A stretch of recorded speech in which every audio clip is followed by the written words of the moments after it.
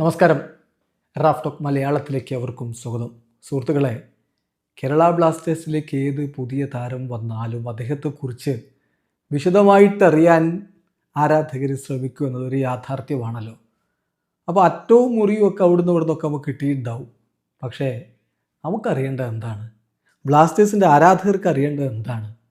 അത് ഒന്ന്, എത്ര കാലത്തേക്കാണ് അദ്ദേഹത്തിൻ്റെ കോൺട്രാക്റ്റ്? രണ്ട്, അദ്ദേഹത്തിൻ്റെ ഇതിനു മുമ്പുള്ള പെർഫോമൻസ് എങ്ങനെയാണ്?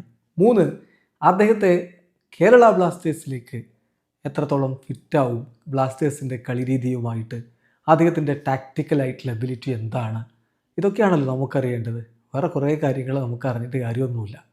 അപ്പോൾ അത് ഒരു നട്ട്ഷെല്ലിൽ എന്ന വണ്ണം വിശദമായി വ്യക്തമായി അങ്ങ് തരികയാണ്. ബ്ലാസ്റ്റേഴ്സിൻ്റെ പുതിയ താരത്തെക്കുറിച്ച് അറിയേണ്ടതെല്ലാം എന്ന് പറഞ്ഞാൽ ആരാധകർക്ക് അറിയേണ്ടതെല്ലാം.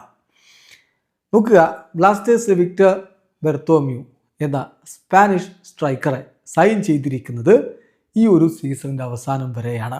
ബ്ലാസ്റ്റേഴ്സ് അത് വളരെ കൃത്യമായിട്ട് പറയുന്നുണ്ട്.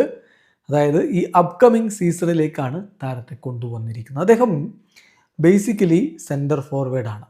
നല്ല എക്സ്പീരിയൻസ് ഉള്ള, അതേസമയം നല്ല ഫിസിക്കാലിറ്റി ഉള്ള, അറ്റാക്കിംഗ് ഇൻ്റലിജൻസ് ഉള്ള ഒരു താരം ബ്ലാസ്റ്റേഴ്സിൻ്റെ ഫൈനൽ തേർഡിൽ അത് ബ്ലാസ്റ്റേഴ്സിനെ ശക്തിപ്പെടുത്താൻ അദ്ദേഹത്തിൻ്റെ സാന്നിധ്യം കൊണ്ട് കഴിയും. ഇപ്പോൾ നോക്കുക, അദ്ദേഹത്തിൻ്റെ ഉയരം 1.84 മീറ്ററാണ്. അതുകൊണ്ട് തന്നെ അദ്ദേഹത്തിൻ്റെ ആ ഒരു പ്രസൻസ്, മുന്നേറ്റ നിരയിൽ ഒരു കമാൻഡിങ് പ്രസൻസ് ആയിരിക്കും. അതുപോലെ തന്നെ ഡിഫൻഡേഴ്സിനെ അദ്ദേഹത്തിന് എപ്പോഴും ഒക്യുപ്പൈ ചെയ്യാൻ പറ്റും. That's important. And also perfectly അദ്ദേഹത്തിന് വളരെ എഫക്റ്റീവ്ലി ലിങ്ക് പ്ലേ ചെയ്യാനും പറ്റും. പിന്നെന്താ ഇമ്പോർട്ടൻ്റ് ആയിട്ടുള്ള കാര്യം, ഇൻസൈഡ് ദി ബോക്സിൽ ക്ലിനിക്കലി ഫിനിഷ് ചെയ്യാനും പറ്റും. ഇതാണ് നമുക്കറിയേണ്ടത്, താരത്തിൻ്റെ കളിരീതി എന്താ, എങ്ങനെയാണെന്നുള്ളത്. സോ ഒരു പ്രോളിഫിക് സ്ട്രൈക്കറായിട്ടാണ്, ഗോൾ അടിച്ചു കൂട്ടുന്ന ഒരു പ്രോളിഫിക് സ്ട്രൈക്കറായിട്ടാണ് അദ്ദേഹത്തിൻ്റെ പ്രൊഫൈൽ നോക്കിയാൽ നമുക്ക് കാണാൻ പറ്റുക. ഇനി അദ്ദേഹം വളർന്നു വന്നത് സ്പെയിനിലെ ഫുട്ബോൾ സിസ്റ്റത്തിലൂടെയാണ് വളർന്നു വന്നത്. വളരെയധികം അവിടുത്തെ ലോവർ ഡിവിഷനുകളിൽ, കോമ്പറ്റിറ്റീവ് ലോവർ ഡിവിഷനുകളിൽ അദ്ദേഹം കളിച്ചിട്ടുണ്ട്.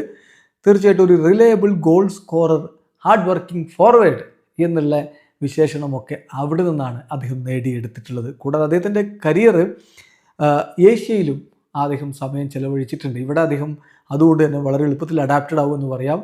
നോട്ടബിളി അദ്ദേഹം ഹോങ്കോങ് പ്രീമിയർ ലീഗിൽ വളരെ മികച്ച രൂപത്തിൽ അദ്ദേഹം കളിച്ചിട്ടുണ്ട്. അദ്ദേഹത്തിൻ്റെ മൂവ്മെൻറ്റ്, കമ്പോഷർ, കൺസിസ്റ്റൻസി ഇതെല്ലാം വലിയ രൂപത്തിൽ അക്കാലത്തെ പുകഴ്ത്തപ്പെട്ടിട്ടുള്ള ഒന്നാണ്.